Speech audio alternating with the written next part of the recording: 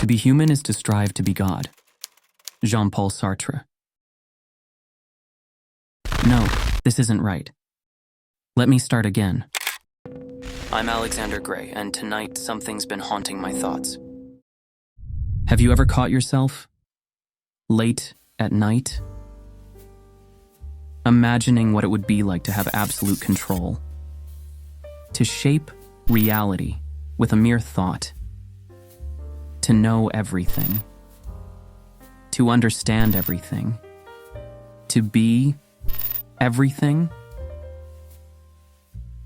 We all carry this secret fantasy within us, this whispered dream of omnipotence. Not just power, but perfect power. Not just knowledge, but complete knowledge. Not just control, but absolute control. But here's what keeps me awake at night. What if this desperate need to be godlike isn't about divinity at all? What if it's revealing something far more profound about what it means to be human? You see, last night as rain drummed against my window, I found myself standing before my reflection, and in that moment, trying to control my future, my fate, my very existence, I realized something terrifying. The complex of God isn't about becoming divine, it's about running from our own humanity. And this isn't just another abstract idea to contemplate. This is about you, me, and this burning inheritance we all carry. This endless reaching for something beyond our grasp. But to understand this, we need to look deeper, much deeper, into the very heart of what makes us human, and why we're so desperate to be something more.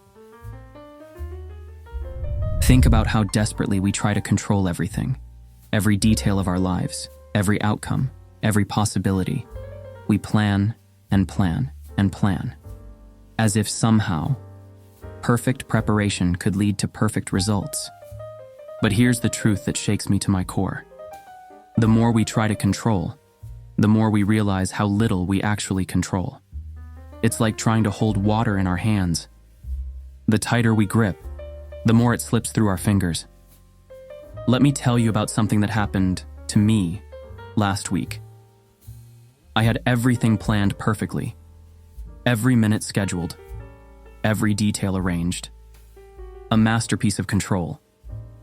But then, a simple text message changed everything. Just 4 words. We need to talk. And in that moment, all my carefully constructed plans, all my illusions of control, they shattered, like a mirror breaking into 1,000 pieces, each fragment reflecting back the same truth.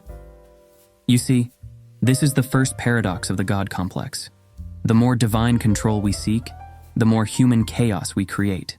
It's like building a tower to reach heaven, only to find ourselves further from both heaven and earth. Consider this. When we look at history's great figures, those who sought absolute control, Napoleon, Alexander, Caesar, what do we see? We see men who, in their desperate reach for godhood, became prisoners of their own power. But here's what truly fascinates me. What if this need to control, this desperate grasp for power, isn't really about power at all? What if it's about something much more fundamental, something much more human? To understand this, we need to look at our greatest fear. The one thing that drives us to seek godlike control. The shadow that haunts every moment of perfect planning. The fear of our own vulnerability. Man is the being who imagines himself to be God. These words from Fromm, they cut straight to the heart of our dilemma. Think about our modern world for a moment. Our smartphones, our algorithms, our artificial intelligence. What are they really? They're not just tools. They're temples. Temples we've built to worship at the altar of perfect control.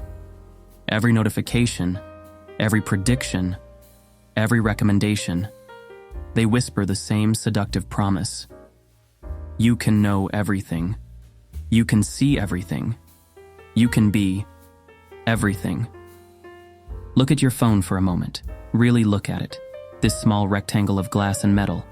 It promises us what ancient gods once promised: omniscience through infinite information, omnipresence through instant communication, immortality through digital preservation. We're building AIs that we hope will transcend human limitations, creating algorithms that predict and shape human behavior, developing technologies that promise to defeat death itself. But here's the dark irony. Each technological step toward godhood takes us further from our humanity. We're becoming like our devices, always on, always performing, always striving for perfect optimization. We check our phones 150 times a day not because we need to, but because we're afraid. Afraid of missing something. Afraid of being disconnected. Afraid of being merely human. But there's something darkly poetic about this illusion. The more godlike our technology becomes, the more it reveals our human limitations. Our screens become mirrors, reflecting back our deepest fears, our desperate need to transcend our own nature. Sartre understood something profound about this obsession with becoming God. He saw that it wasn't just about power. It was about our fundamental project as human beings. We are, as he said, condemned to be free. And that freedom, that terrifying responsibility for our own existence, drives us to seek the impossible, the certainty of being God. But Kierkegaard takes us even deeper. He saw that our desire for divinity comes from our unique position as beings suspended between the finite and infinite. We can imagine perfection, can dream of eternity, but we're bound by our mortality. This creates what he called anxiety, not just fear, but the vertigo of infinite possibility. And here's where Jung enters the conversation. He understood that our quest for perfection is actually a rejection of wholeness. The more we strive to be divine, the more we fragment ourselves, splitting off the parts that don't fit our ideal image until we become, as he warned, perfect devils. I remember sitting in my study last night, surrounded by books, by knowledge, by centuries of human wisdom, and still feeling that gnawing emptiness, that hunger for more, always more. You see, the divine illusion isn't just about power. It's about escape. Escape from the most terrifying truth of all. The truth that we are temporary, limited, mortal. We build these digital towers of Babel, higher and higher into the heavens. But with each new level, with each new innovation, we're not really reaching for the stars. We're running from our own shadows. And here's the cruel irony. The more we try to become gods, the more we sacrifice what makes us beautifully, perfectly human. But to understand why this matters, why it matters so deeply, we need to look at the price we pay for this illusion, the weight of perfection that crushes the soul. There's a crack in everything. That's how the light gets in. Leonard Cohen wasn't just writing a poetry. He was revealing a fundamental truth about our existence. But we don't want cracks, do we? We want perfection. We demand it. We chase it. We sacrifice everything at its altar. Our time, our peace, our humanity. Let me tell you about my old mentor, a brilliant man who spent decades building a perfect system, perfect theories, perfect arguments, perfect logic, until one day, I found him crying in his office, surrounded by his immaculate work, drowning in his flawless ideas. I've spent my whole life trying to be right, he told me. I forgot how to be real. You see, perfection is a prison built by our own hands, each wall made of expectations, each bar forged from fear.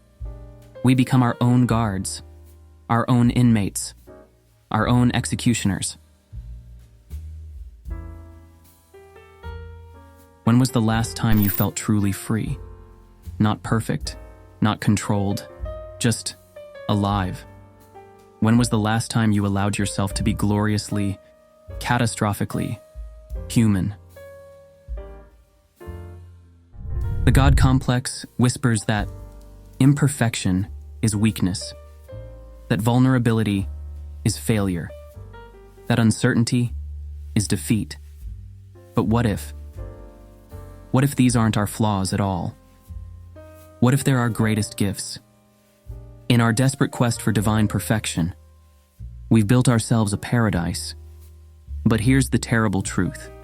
It's a paradise that suffocates the soul, a heaven that denies us the very breath of life.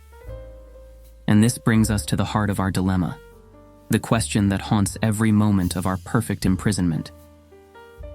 What if the real power, the real divinity, lies not in controlling chaos, but in dancing with it? Those who would make a paradise of earth destroy the soul. Oscar Wilde understood something profound about the nature of chaos, something we've forgotten in our modern crusade for control. Have you ever watched leaves dance in the wind? Each movement unpredictable, yet somehow perfect. Not perfect in spite of its chaos, but perfect because of it. We're taught to fear chaos, to see it as the enemy, the thing we must overcome, must control, must eliminate. But what if chaos isn't our enemy at all? What if it's our teacher, our partner in this grand dance of existence?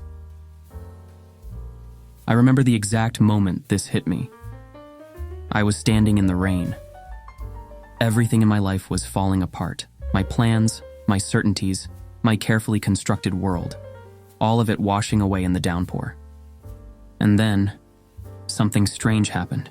Instead of fighting it, instead of trying to control it, I just let go. And in that moment of surrender, I felt something I hadn't felt in years. Freedom. You see, chaos isn't the opposite of order. It's the birthplace of new possibilities. Every storm reshapes the landscape. Every breakdown creates space for breakthrough. Every moment of uncertainty opens a door to something new. Think about your own life, your greatest moments of growth, your deepest realizations, your most profound changes. Did they come from perfect control? Or did they emerge from the chaos of uncertainty? The God complex tells us we must master chaos, must eliminate it, must rise above it. But what if true mastery isn't about controlling the dance? What if it's about learning to dance with the chaos itself? And this brings us to our final revelation, the most difficult truth of all, the one that might just set us free. The desire to be a god is the desire to never have been born.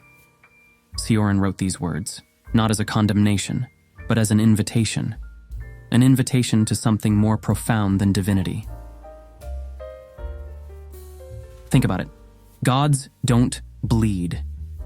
They don't doubt. They don't grow.